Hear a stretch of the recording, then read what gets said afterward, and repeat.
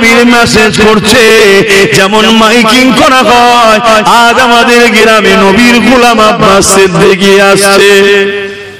আমি গোলামের যদি প্রচার হয়, দোনো জাহানের সুলতানের প্রচার সেরকম ভিআইপি দিয়ে আল্লাহ করিয়েছে। কি নবীদের দ্বারা যত বড় ভিআইপি তার প্রচারকও ভিআইপি। আর আমরা যে প্রচার করছি এটা আমাদেরকে আল্লাহ সুযোগ দিয়েছে যে আমার বন্ধুর প্রচার করে নসিব থেকে চমকেলে। জোরে বলুন সুবহানাল্লাহ।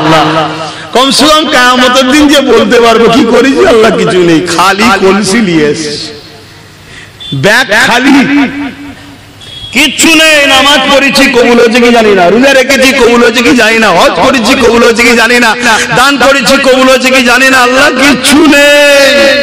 তবে খোদা তোমার বান্দাদের ঘরে যখনই পেতাম, বান্দিগুলোকে যখনই পেতাম, শুধু বলতাম তোমার বন্ধু এই ছিল এই ছিল এই ছিল এই ছিল, এই ভালোবাস ভালোবাস ভালোবাস ভালোবাস, এটা শোনাতাম। আমার বিশ্বাস এর জন্য আমি জান্নাত চলে যাবো। তুমি আমার বিরুদ্ধে করতে যাও, আমার বিশ্বাস এটা আমার ঈমান। কি বলছো? এটা আমার বিশ্বাস। তোমার যদি মনে হয় এটা বেকার, তা তোর কাছে বেকার, তা আমি কি করবো? ঠিক না ঠিক বলো, এটা আমার বিশ্বাস। কেন আমরা দেখেছি কাব বিন রাবিয়া আমার রাসূলকে বলছেন, আমার রাসূল একদিন বলছেন, হে কাব বিন রাবিয়া, মাথা হ্যাট করে শুধু সেবাই করে যাবি, কিছু চাইবি না? এতদিন ধরে কাজ করছিস, কোনোদিন কিছু বললি না এটা লাগবে ওটা লাগবে এটা লাগবে, বল আজ বলতে রাখিয়া চাহিয়ে, আজকে আমি নবীর জালালে আছি, বল কি লাগবে তোর? কাব বিন রাবিয়া কি বলছে, হুজুর আপনি যখন বলার ইজাজত দিয়েছেন আমি বলছি, জান্নাতে আপনার গোলামি করার সুযোগ যেন হয়। বলুন সুবহানাল্লাহ। অর্থাৎ জান্নাতও আপনার গোলাম হবে। আল্লাহর নবী কি বললেন, এইসব কি দোয়া চাইছিস, কবে তুই মরবি, কবে আমি ইন্তেকাল করব, কবে যে বিচার হবে, কবে জান্নাত হবে, কি হবে, আমি কোথায় থাকবো তুই কোথায় থাকবি, এরকম বলেছে। এখন মনি সেমরা তো এরকমই বলে সব, যে নবী কোথায় থাকবে নবী জানেন না, বলে না বলে। এরা মনে হয় আমার নবীর উম্মত। এসব ভাড়া করা টাট্টু, যে ভাড়াটিয়া, এদেরকে ছাড়া হয়েছে আমাদের যুব সমাজের ঈমান চুরি করার জন্য। প্যান্ট শার্ট পরা, দাঁড়িয়ে নামাজ নেই, রোজা নেই, হজ নেই, কিছু নেই, কমসে কম ঈমানদার গুলো। পাপি মার খাবে কিন্তু ঈমান আছে, ওইটাকেও চুরি করবে বলে সব বার করে দিচ্ছে বাজারে, ছেড়ে দিচ্ছে, যা যা বুঝা বুঝা বুঝা। হ্যাঁ, সব বড় বড় সেজে গুজে, বড় বড় মিশরি সাহেব, বড় বড় আজহারি সাহেব বয়ান দিচ্ছে, কথা বুঝছেন না? যুবক ছেলে মনে করছি বিরাট কিছু হচ্ছে, ভালো কথা মিষ্টি কথা বলতে বলতে বলতে বলতে টুক করে কিয়ামতের দিন আমার নবী ভ্যাল ভ্যাল করে চেয়ে থাকবে। বলুন নাউজুবিল্লাহ। সবাই বলবেন নাউজুবিল্লাহ। যে চুপ থাকবে তার ঈমান চলে যেতে পারে। বলুন নাউজুবিল্লাহ। এটা কোনো কথা হলো? হায় হায় হায় হায়, কি শিখাচ্ছে এখন আবার মুনাফিক বনু আমার বিরুদ্ধে লড়াই করে পাচ্ছে না, এইসব মুনাফিক বক্তাদের ওয়াজ কেটে কেটে আমার সঙ্গে সেটিং করছে। দেখো আব্বাস সিদ্দিকী কি বলেছে, আর এই মুনাফিক বক্তা কি বলেছে। এই বক্তা বলছে কে জান্নাতি কে জাহান্নামী বলা যাবে না, আব্বাস সিদ্দিকী বলে দিয়েছে জাহান্নামী আর কুকুর। তোর মৌলী সাহেব ঠিক আছে কি, দেখ তোর মৌলী সাহেব ইহুদিদের চর নয় তো, তুই যা সাহারা লিখছিস সে এক জাহান্নামের কুকুর নয় তোমার। কথা বুঝছেন না? বলেন না, এত বড় স্পর্ধালে বলে যাচ্ছি, এত বড় চাকর দিয়ে বলে যাচ্ছি। কারো যদি ডিস্টার্ব হয়, অসুবিধা হয়, ভাড়াটিয়া টাট্টুলিয়ায় ব্রিগেডের ময়দানে পুরো বাংলার মানুষ আসবে। আব্বাস সিদ্দিকীর বলা যদি ভুল হয়, আব্বাস সিদ্দিকী শরীয়ত বিরোধী হাদিস বিরোধী কথা বলে থাকে, ওইখানে যা শাস্তি দিবি মৃত্যুদণ্ড থেকে শুরু করে সবটা মেনে নিতে রাজি। আলহামদুলিল্লাহ, প্রমাণ করো তোকে যারা বাঁচাতে চাইছে তারাও মুনাফিক, তারাও মুনাফিক, তারাও মুনাফিক। আমার রাসূলের যে নয় সে আবার কি?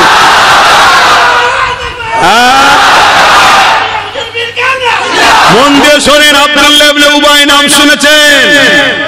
মুখ ভর্তি দাড়ি, মাথায় টুপি, পাগড়ি, জুব্বা, হুজুরের হাতে হাত দিয়েছে।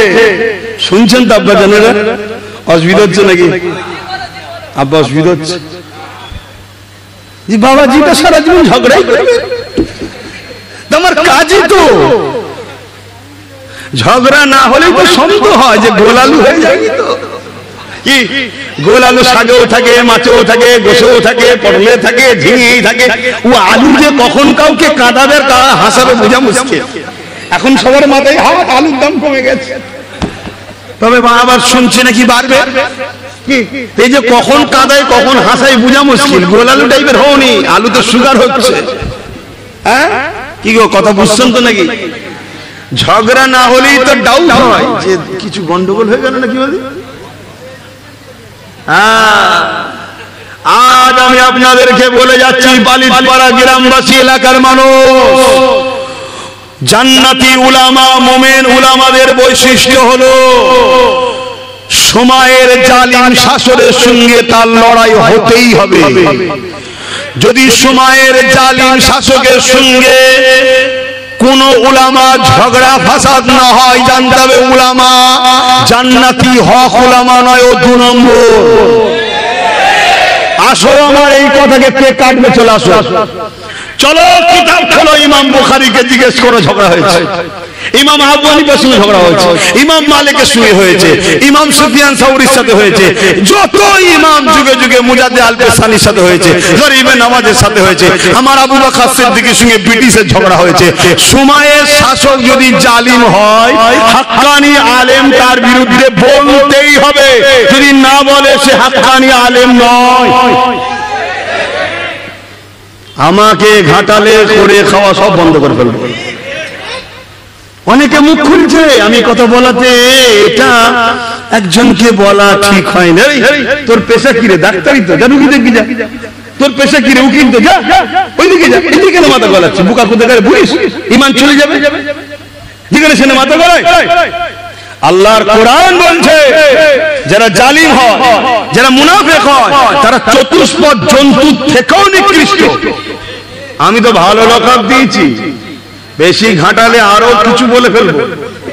মানে কোরআন দলিল আছে চতুষ্পদ উলাইকা বালহুম আদাল, চতুষ্পদ জন্তু এবং তার থেকেও কি আল্লাহ সঙ্গে ঝগড়া করবে জানা।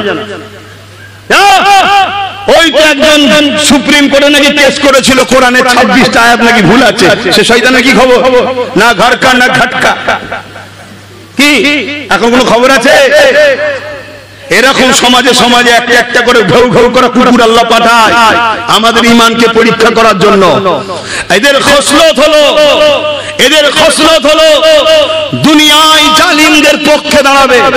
এদের বৈশিষ্ট্যগুলো শোনেন, এদের বৈশিষ্ট্য শুনে, এরা দুনিয়ায় জালিমদের পক্ষে দাঁড়াবে, এরা জুলুম করবে, এরা অত্যাচার করবে, এরা মিথ্যার পক্ষে থাকবে, এরা কোটি কোটি টাকা খরচ করবে ইসলামকে ক্ষতি করার জন্য, ইসলাম বিদ্বেষীদের জন্য, কিন্তু ইসলামের পক্ষে কখনো এদেরকে পাওয়া যাবে না।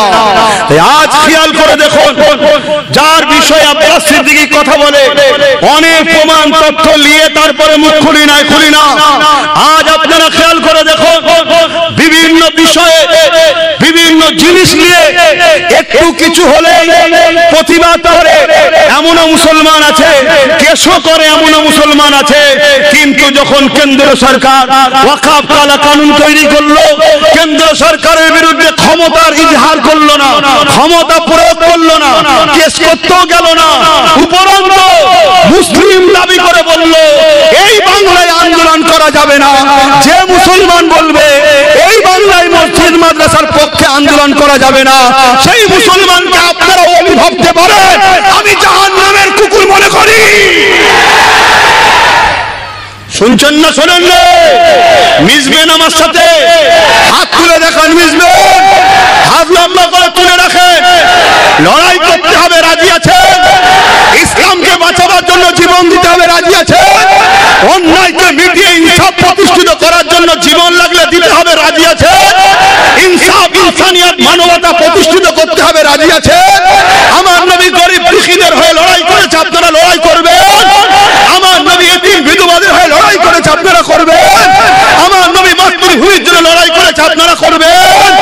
এতে যদি কেউ বলে রাজনীতি করছে, জানতে হবে সেই মুসলমানটা সব থেকে বড় জাহান্নামের কুকুর। আপনারা এ কথা এখানে বলা যাবে না। শুধু বলছে রাজনীতি করছে। ওই শয়তান, তোর যখন বেঈমান নেতা আমার নবিয়ানা মাহফিলে ইফতার পার্টিতে নামে ঘুমটা দিয়ে আসে, ওই শয়তানকে জিজ্ঞেস করিস রাজনীতি হচ্ছে নাকি? তখন তোর মাথায় হুঁশ থাকে না যে কলকাতার ঈদের নামাজে গিয়ে ঘুমটা দিয়ে যেখানে মুসলিম নারীদের যাওয়া নিষেধ আছে সেখানে তুই বেঈমান কেন এলি জিজ্ঞেস করিস? তখন মনে হয় না রাজনীতি হচ্ছে? আমার নবীর মেম্বারে আমার নবীর উম্মতদেরকে আমার নবীর রেখে যাওয়া দিনকে বাঁচাবার জন্য আমি হাজার বার বলবো, জুলুমের বিরুদ্ধে লড়াই করা ইসলামে জায়েজ, অন্যায়কে খতম করা ইসলামে ফরজ, মানবতা ইনসানিয়াতকে জিন্দা করা ইসলামে ফরজ। আরে ইসলাম তো দাঁড়িয়ে আছে দুটো প্ল্যাটফর্মের উপরে, দুটো পার্টির উপরে। অন্যায়কে মিটাও, ন্যায়কে প্রতিষ্ঠিত করো, এর নাম ইসলাম। নামাজ, রোজা, দাড়ি, টুপি ওটা ব্যক্তি জীবনের ইসলাম। সামাজিক জীবনের ইসলাম হলো অন্যায়কে সমাজ থেকে খতম করতে হবে, চুরি বন্ধ করতে হবে, খুন বন্ধ করতে হবে, দাঙ্গা বন্ধ করতে হবে, অত্যাচার বন্ধ করতে হবে, নারীর উপরে রেপ বন্ধ করতে হবে, জুলুম বন্ধ করতে হবে।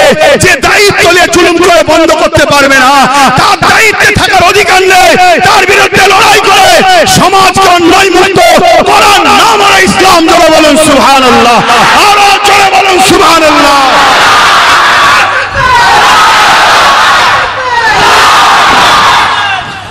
তোমার যদি ভাড়াটিয়া উলামা থাকে নিয়ে আসো, দিন কেমন বোঝে আমি একটু দেখি। যা ভিক্ষা দালালি খাচ্ছিস খেয়ে যা, জাহান্নামের কুকুরদের পক্ষপাতী তলিয়ে মুখ খুলতে যাবি নি। তাহলে এমন বলবো মুখ লুকোবার রাস্তা খুঁজে পাবে না।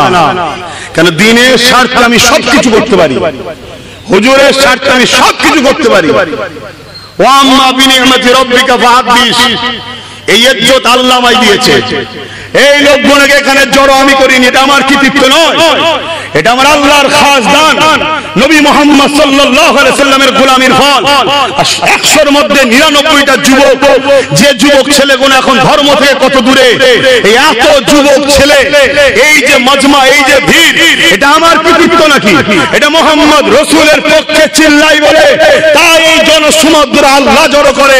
এই দুনিয়ায় কারো তাকতা করেনি, আমার জন্য আল্লাহ রাসূল যথেষ্ট। জোরে বলুন সুবহানাল্লাহ। আপনাদের জন্য কি আল্লাহ রাসূল যথেষ্ট নয়? মনে রাখবেন, দিনের যদি উপকার করতে নাও পারেন, ক্ষতি করে ফেলবেন না। কেউ মসজিদ ভাঙতে চাইছে, আপনি ভাঙেন না, কিন্তু তাকে আপনি ক্ষমতায় আনলে সে ক্ষমতা সে মসজিদ ভাঙবে, আপনি জান্নাত যাবেন? হ্যাঁ, আমি তো 5 ওয়াক্ত নামাজ পড়ি, আল্লাহ তোমার নামাজের মুখের দিকে তাকিয়ে আছে নাকি?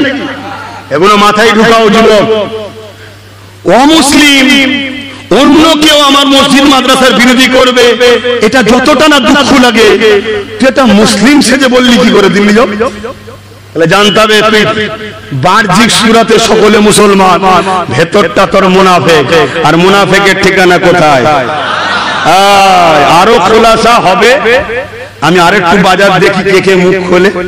কতগুলো একসাথে মানে একটা কাফেলা থাকে তো নাকি? সবকিছুর কাফেলা আছে, জান্নাতের কাফেলা, জাহান্নামেরও কাফেলা আছে। কতগুলো মুনাফিক বেরোয় দেখি। মাঝে মাঝে কড়া ডোজ দিতে হয়। ভাই অসুবিধা হচ্ছে নাকি? কেন কড়া ডোজ দিতে হয়? প্রেমটা কতটা দেখতে হয়। কখনো কখনো মুখ করে বলতে হয় আমার পয়সা টয়সা নেই, শাড়ি ফাড়ি কিনে দিতে পারবো না, বলেছেন কখনো? দেখতে হয় যে প্রেমটা কতটা আছে। যদি বলে আচ্ছা ঠিক আছে তাই আপনি যেটা বলবেন, তাহলে জানতে হবে সাচ্চা ভালোবাসা। আর তখনই যদি বলে আমার কপাল ফেটে গেছে আপনার সঙ্গে থেকে, জানতে হবে ওরে সর্বনাশ, দিয়া পর্যন্ত রাজি। কি কে কে ভালোবাসে ইসলামকে? কত মুসলমান দরদি, অনেক সংগঠন আছে না মুসলমান দরদি বলে, অনেক মুসলিম আবার আছে, অনেক অমুসলিম সেজও আছে, আমরা মুসলিম দরদি বলেন বলে না? এসব মুনাফিক চিনার জন্য মাঝে মাঝে ডোজ একটু কড়া দিতে হয়, ডোজ একটু কড়া দিতে হয়। আমার নবী পাক সাল্লাল্লাহু আলাইহি ওয়াসাল্লাম মদিনার নবাবিতে বসে আছে, সবাই এসে ঘুরঘুর করছে আমার নবীর কাছে, ইহুদি খ্রিস্টান আর যারা সাহাবা ঈমান এনেছে তারাও, ইহুদিরাও আসছে, সব ঘুরঘুর করছে। আল্লাহ কোরআনের আয়াত নাযিল করে দিলেন, তোমরা আমার নবীর যে ইতিআত করবে তারাই মূলত আমার ইতিআত করলো। বাস, এই আয়াত যেই নবী শুনিয়েছে যে আমার ইতিআত করতে হবে, অমনি সব সমালোচনা শুরু হয়ে গেছে, কি বলছে এসব, কি বলছে। আল্লাহ পাক কোরআনের মধ্যে আবার আয়াত নাযিল করেন, হাবিব মুনাফিক চিনার জন্যই আপনাদের ভাষায় বলছে এই দোষ দেওয়া হলো, এই আয়াত দেওয়া হলো মুনাফিক চিনার জন্য। শুনছো তো নাকি? এবারে যারা চিটে ছিল সব ছিটকে ছাটকে ফুসফাস ফুসফাস, এখানে গুজগুজ ওখানে গুজগুজ, এইটা বলা ঠিক হয়েছে, হুজুরের ছেলে একটা এরকম জায়গায় এসে কেন, আচ্ছা ঠিক আছে এইটা বলবে কেন, আমার মা বাপ যখন গাল দিয়েছিল তোদের বুকে ব্যথা হয়নি, তখন বলা যায়নি। যখন একটা মুসলিম মেয়ে এমন কোন কথা বলেছে তার আগে এই কথাটা আরেকজন 12টা বলেছে, তখন কেস করা যায়নি। ও মুসলিমটাকে কেস করতে মন যাচ্ছে না, একে বেপরদা করতে হবে, তুই মুসলমান না মুসলিম সুরাতে বেঈমান রে, ভাবা দরকার আছে না? না, যেখানে সেখানে ছুটি শুধু গুজুর গুজুর করি, আর রোজার মাসে ইফতারে লাথি মারছিস, মানুষের কল ভেঙে চলে যাচ্ছিস, বলেন এটা মুসলমানের কাজ না মুনাফিকের? নাই কাজ দোষটা করেছে আব্বাস সিদ্দিকী, তো পানিটা তো আব্বাসের মা বাপও খায়, তো কলটা ভাঙলি আব্বাসের বাচ্চাটা তো সুখী থাকবে, এটা কি মুনাফিকি নয়? এরকম ঘটনা ঘটে না? ঘটে না? যে সব মুসলমানরা এই জুলুম অত্যাচার করে এরা কেউ মুসলমান নয়। এরা যদি মুসলমান হয় ইসলাম ভুল হয়ে যাবে। ইসলাম কখনো জালিমকে অ্যাকসেপ্ট করে না, ইসলাম কখনো জালিমের সাথ দেয় না। হযরতে মাওলা আলী বলেছে জালিমকে সহযোগিতা করো না, যদি তোমার ভয় হয় তার বিরুদ্ধে লড়ো, জালিমের সাথ দিও না। কেন? জালিমের সাথে আল্লাহ নেই। কোন অমুসলিমের সঙ্গে যদি জুলুম হয়, এখানেও বলে যাচ্ছে কোন অমুসলিমের সঙ্গে যদি জুলুম হয়, তুমি যদি মনে করো মুসলমানদের জুলুম করছে আমি মুসলমানের সাথে থাকবো, আল্লাহ নবী বলছে সে আমার কেউ না। কেন? যে জুলুম করে সে মুসলমান থাকতে পারে না। শুনছেন তো নাকি? আমার কথা কি ভুল হচ্ছে? কষ্ট দিচ্ছে আপনাদেরকে? আসে তাহলে আমার নবী পাখিরা শোনাই যায়, এ যুবকেরা মা যায় আমেনা হুজুর বলতে লেগেছে আমার বাচ্চা দুনিয়া জমিনে আসলে আসার সাথে সাথে এ নওজওয়ানেরা, আমার তোমরা যখন দুনিয়া এসেছিলা মা বলেছিল আমার পুত্র সন্তান, নারী এলে কন্যা সন্তান, কিন্তু আম্মা আমেনা বললেন আল্লাহ পাক আমার পবিত্র রেহেম থেকে একটা নূর দুনিয়ায় পাঠিয়েছে, যে নূরের আলো ঘরটা আলোকিত হয়ে গেল, পাক পবিত্র পরিষ্কার অবস্থায়। তুমি আমি এসেছি শরীরে নাপাক ছিল, রক্ত ছিল। আম্মা আমেনা বলে আমার বাচ্চা ছিল না, আমার বাচ্চা সিজদায় পা জায়গাতে একটা রাখা হলো পাক কাপড়ে, রাখতে দেরি আমার বাচ্চা কট ফিরে ঘুরে গিয়ে রুকুতে পড়ে সিজদা, আমার বাচ্চা কাট ফিরে ঘুরে গিয়ে এমন কোন সিজদায় পড়ে যায় আল্লাহ পাকের তারিফ প্রশংসা করে। এ যুবকেরা আম্মা আমেনা বলতে লেগেছে আমার বাচ্চা সিজদা থেকে উঠে তাসাউদে যেমন আমরা বসি ওই বৈঠকে বসে গেল, সাদা আঙুলটা আসমানের দিকে ঘোরায় আর পুরো উঙ্গলি থেকে এত নূর বেরোয়, সারা দুনিয়া আলোয় আলোকিত হয়ে গেছে। আমি আমার বাচ্চাকে কোলে নিলাম, আমার বাচ্চাকে কোলে নিবার পরে আমি দেখতে পেলাম আমার ছাদটা ফাটতে শুরু হয়েছে, যেখান থেকে কুয়াশা ঢুকতে শুরু করেছে, এত কুয়াশা ঢুকেছে আমার ঘরটা অন্ধকার হয়ে গেল, গায়েবী আওয়াজ এসে গেল এই বাচ্চাকে গায়েব করে দাও। আমি চিন্তিত হয়ে গেলাম, আওয়াজ এসে গেল না না এই বাচ্চাকে সমস্ত মখলুকাত ঘুরিয়ে দেখা হবে, কেননা সবাই ইন্তজারে ছিল কবে আখেরি নবী আসবে, এটাই দেশে আখেরি নবী, সবাইকে জানিয়ে দেওয়া হবে যাতে করে পরে না আমার বাচ্চা আমার হাবিবের উপরে ঈমান আনতে অস্বীকার করে। আমার নবী পাককে সবাইকে দেখানো হইয়ে দেখিয়ে দিয়ে আম্মা আমেনা হুজুরের কোলে আবার ফিরিয়ে দেওয়া হয়। আল্লাহু আকবার। ইয়া রাসূলুল্লাহ, ইয়া রাসূলুল্লাহ, সেই নবীর উম্মত আমরা কত সৌভাগ্যবান, বলুন সৌভাগ্যবান নয়? ভালোবাসা দেখালে শুধু মুখে হবে, সেই নবীর জন্য তো তোমাকে কুরবান হতে হবে, সেই নবীর জন্য তোমাকে তো লড়তে হবে, সেই নবীর জন্য তোমাকে তো হক কথা বলতে হবে। আমরা কখনো কারো ধর্মের উপরে আঘাত, কারো ধর্মগুরুর উপরে আঘাত, কিন্তু আমার নবীর উপরে কেউ আঘাত দিলে তাকে ছেড়েও দিই না। এটা হচ্ছে আমাদের আকীদা। ঘেটো না, ঘাটলে ছাড়বো। তুমি আমায় গালি দাও, আমায় ছোট বড় কথা বলো, আমি খামোশ খেয়ে নেবো, চলো, আল্লাহ বিচার করবে। কিন্তু তুমি যদি আমার নবীর ব্যাপারে পাল্লা দিতে যাও, গায়ের জোর দিয়ে প্রোগ্রাম হতে দেবো না, ভেঙে দেবো স্টেজ। শুনছেন তো নাকি? এই ছেড়ে দেওয়া যাবে? সেটাই তো আব্বাস সিদ্দিকী করেছে। বাপেরা, নওজোয়ান তরুণেরা, হে নবী পাকের প্রেমিকেরা, যে রাসূলুল্লাহর জন্য আমি কোরআন পেলাম, দ্বীন পেলাম, ইসলাম পেলাম, সেই রাসূলুল্লাহকে মহব্বত করে ভালোবাসে, এটা আমার আল্লাহ পাকের হুকুম। যারা নবীকে মহব্বত করবে, ভালোবাসবে, আল্লাহ তাদেরকে ভালোবাসবে ওয়াদা করেছে। এবং আল্লাহ তার আল্লাহকে বড় দয়ালু মেহেরবান পাবে। قل إن كنتم تحبون الله فاتبعوني يحببكم الله ويغفر لكم ذنوبكم والله غفور رحيم। তাই দুনিয়ায় কে কি বলছে দেখে লাভ নাই, কেননা 30, 40, 50 বছরের জিন্দেগি, এই সামান্য জিন্দেগির জন্য আখিরাতকে অন্ধকার করবেন না।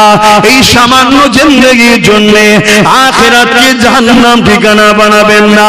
হ্যাঁ, ইসলামে কারোর উপরে জুলুমের ইজাজত নাই। আমি বলবো না আপনি কারোর উপরে জুলুম করে, কিন্তু কেউ যদি আগ বেরিয়ে জুলুম করে, সেই জুলুমকে ডিফেন্স করে খতম করা, এটা ইসলামে ফরজ, নামাজের থেকেও বড় ফরজ। পাওয়ার এসে বলে, সব থেকে বড় আফজাল ইবাদত হলো নামাজ। সব থেকে বড় আফজাল ইবাদত কি? নামাজ। এটা হচ্ছে ব্যক্তি জীবনের জন্য। আমি আবার বলছি, একটা ব্যক্তি জীবন, একটা সমাজ জীবন। কথা কিছু বুঝে আসছে? আমি নামাজ পড়লে আমার ফায়দা, বাকি কারো ফায়দা নাই। কিন্তু এই সমাজে যদি একটা গুন্ডা চরিত্রী, সমাজ বিরোধী, ডাকাত, খুনি থাকে, তাকে যদি মিটিয়ে দেওয়া যায়, তাহলে পুরো সমাজ বেঁচে।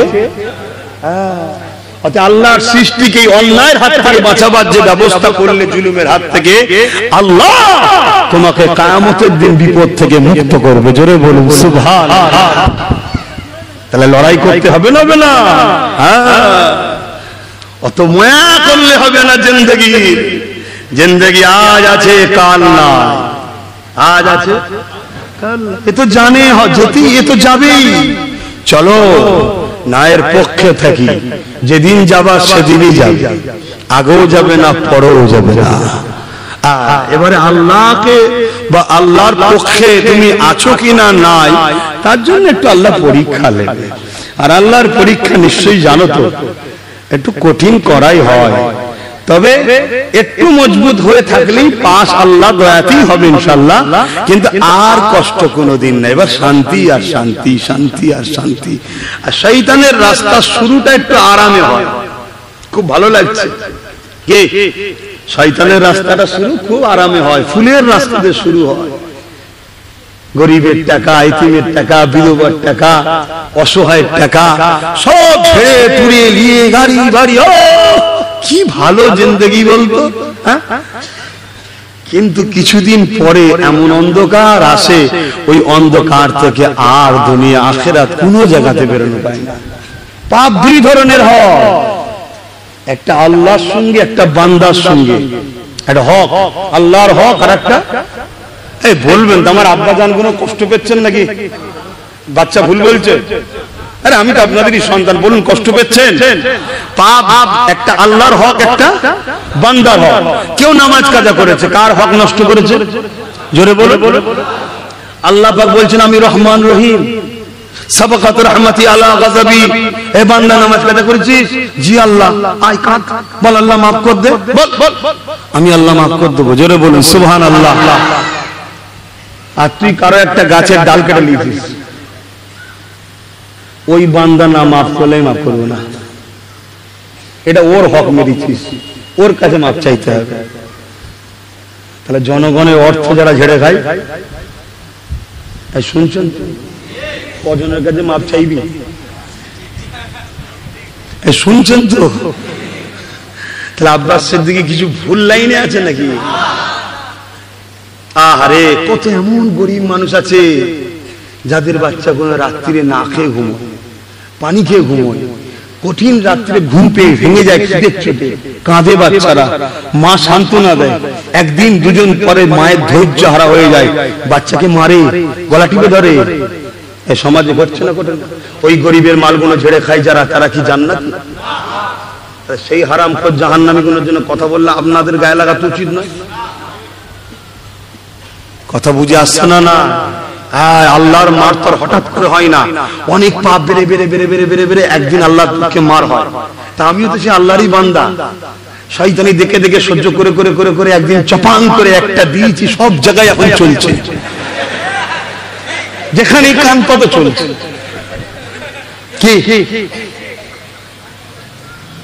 ওই এখন থাক না পেরেশান।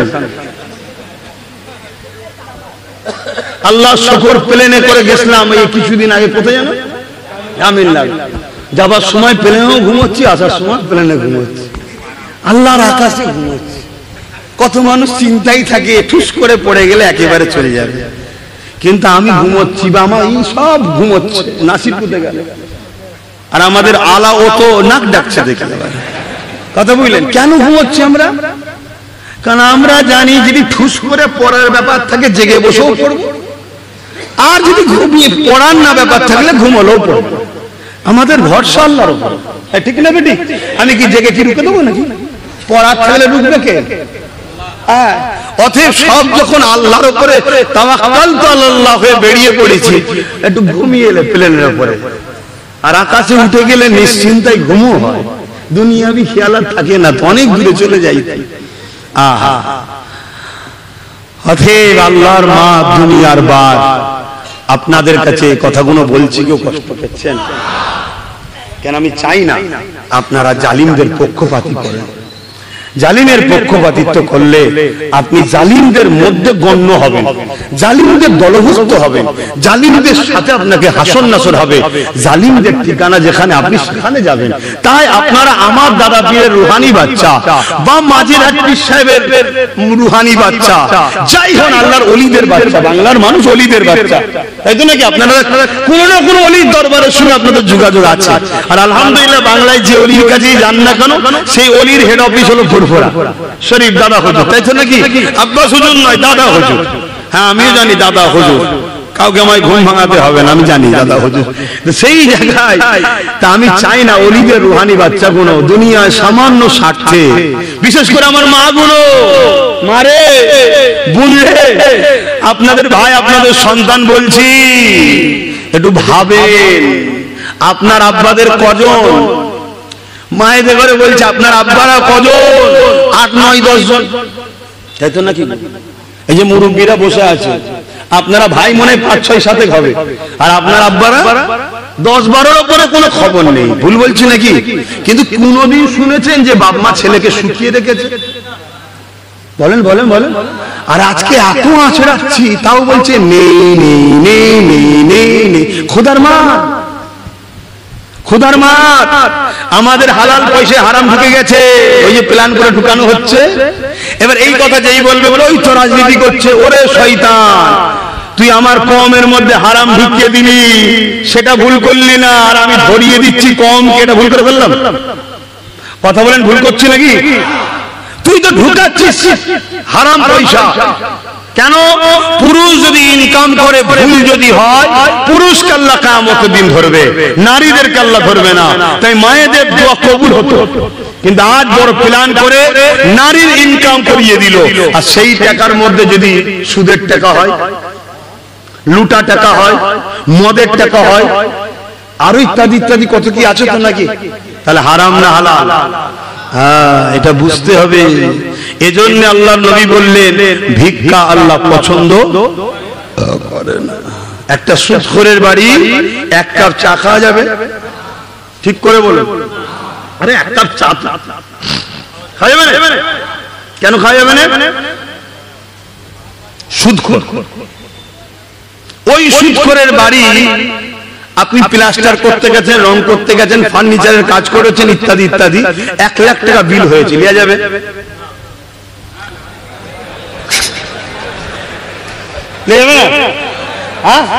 কেন? কেন? ও দয়া করেন।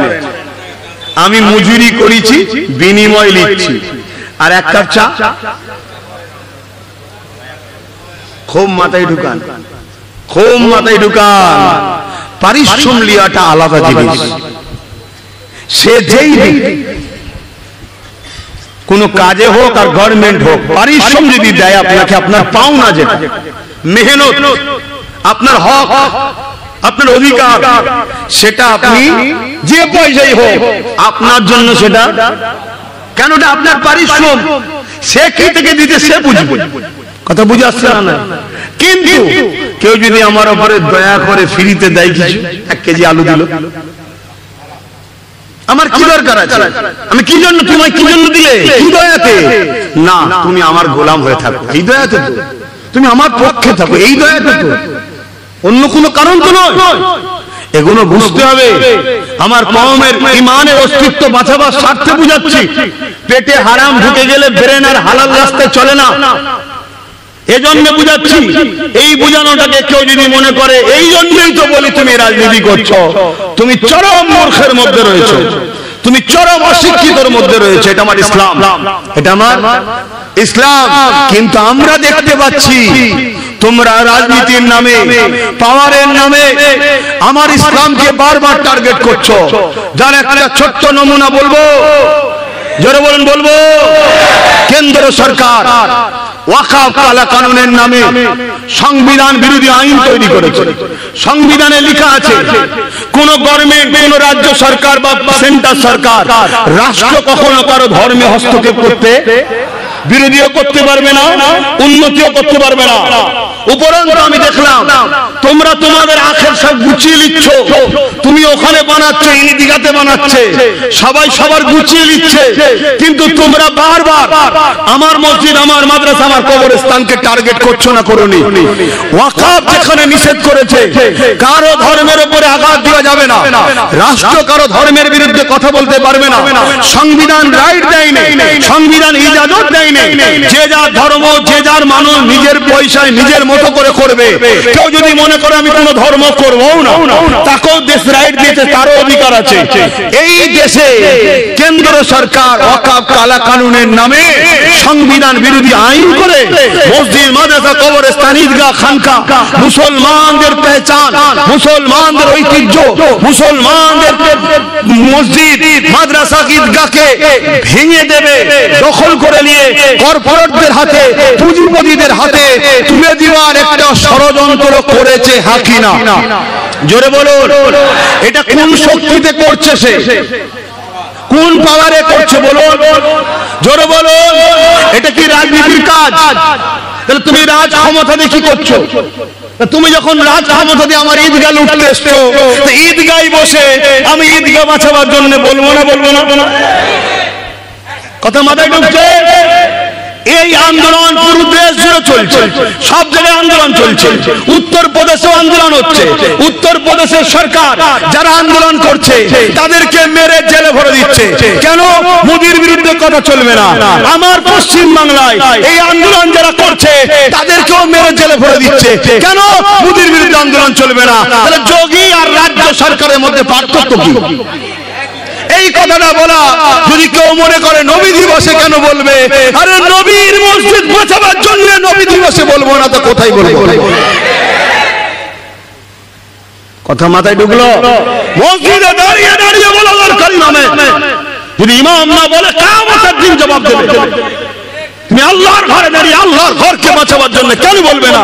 কমসে কম এতটুকু তো বলা দরকার, যারা আমার ওয়াকফের নয়, যারা আমার মসজিদ মাদ্রাসার নয়, তারা আমাদের কেউ নয়, এতটুকু তো বলা দরকার। তো ভাইয়ের আমার, বলুন আপনাদের কোনো আপত্তি হচ্ছে? ভিড়ের ভয়ে কি না বলছেন নাকি? হ্যাঁ, ভিড়ের ভয়ে না বলছেন? তাহলে একটু সালাম দিয়ে ওই সুযোগে আস্তে আস্তে চলে যাবেন। সুযোগ পেয়ে যাচ্ছেন, চলে যাবেন। ইয়া নবী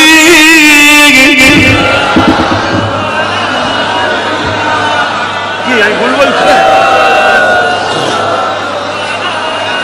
সবাই যদি বলে বলবো না,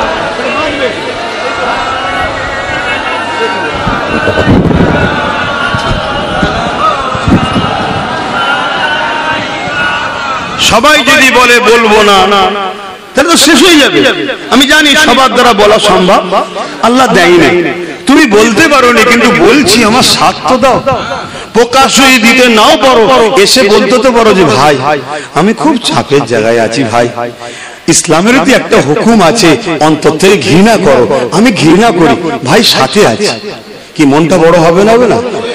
উপরন্ত তা না করে তুমি ইসলাম বিদ্বেষীদের পক্ষে মুখ খুলছো, তার মানে তাহলে ভাই কিছু ডাল মে কালা আছে তো নাকি? হ্যাঁ, সমস্যা আছে না? নয়, এও তো বুঝতে হবে। যদি আমার কওমকে, আমি আবার বলে যাচ্ছি, পুরো পৃথিবীর প্রকাশ্য দুশ্মনগুলো যদি এক জায়গায় হয়েও যায়, শুনছেন, আমেরিকা হোক, ফ্রান্স হোক, ব্রিটেন হোক, যারা ইসলামের দুশ্মন রাষ্ট্র আছে, তারা সবাই যদি এক জায়গায় হয়ে যায়, আমি আপনাদেরকে চ্যালেঞ্জ দিয়ে বলছি, আপনাদেরকে মিটাতে পারবে না। বলুন সুবহানাল্লাহ। রাসূল বলছে আমার ভয় হচ্ছে আমার উম্মতকে একদল মুসলিম মুনাফিকরা বন্ধু সেজে থেকে আমার উম্মতকে না মিটিয়ে দেয়, পিঠে ছুরি মারে কাছের লোকেরা। কথা কি ভুল বললাম? এই মুনাফিকটা চেনার নমুনা কি? এই মুনাফিক চেনার নমুনা হলো এটাই, সে ধর্মের পক্ষে দাঁড়াবে না, ওজন ধর্ম বিদ্বেষীদের হয়ে লড়াই করবে। এক কথা শুনছেন? আর ধর্মের পক্ষে যদি কেউ কথা বলে, তখন বলবে ইরা বড় গুড়া, ইরা মৌলবি নাকি সব বলে না। আরে বলবেন তো, কথা বুঝে আসছে নাকি? তার বিরুদ্ধে বলবেন কেন? এদেরকে মূলত রাখা হয়েছে। আমি আপনাদেরকে আরো একটু বলি, এই সুযোগে কারো অসুবিধা থেকে চলে যেতে পারেন ভাই। অনেক লোক আছে দেখবেন ভেজ পছন্দ করে, অনেক লোক আছে দেখবেন নন ভেজ পছন্দ করে, অনেক লোক আছে দেখবেন সফট মাইন্ডেড, অনেক লোক আছে দেখবেন হট মাইন্ডেড। তো বাজারে দুটো টিমই আছে।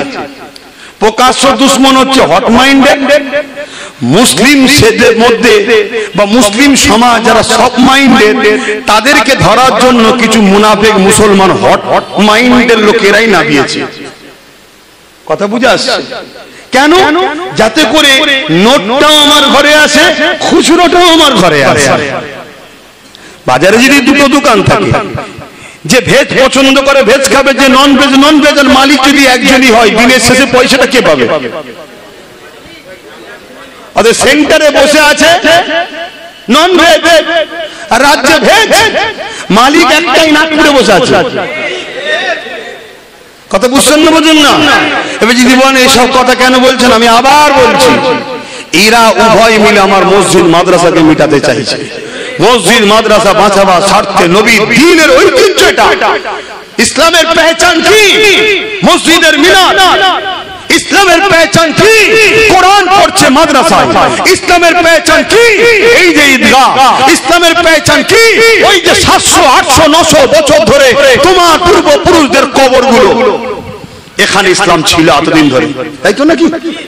আজকে যদি 500 বছরের মসজিদ মিটে যায়, 500 বছরের মাদ্রাসা মিটে যায়, 500 বছরের কবরস্থান যদি মিটে যায়, তুই প্রমাণ করতে পারবে না 500 বছর আগে ইসলাম ছিল এখানে।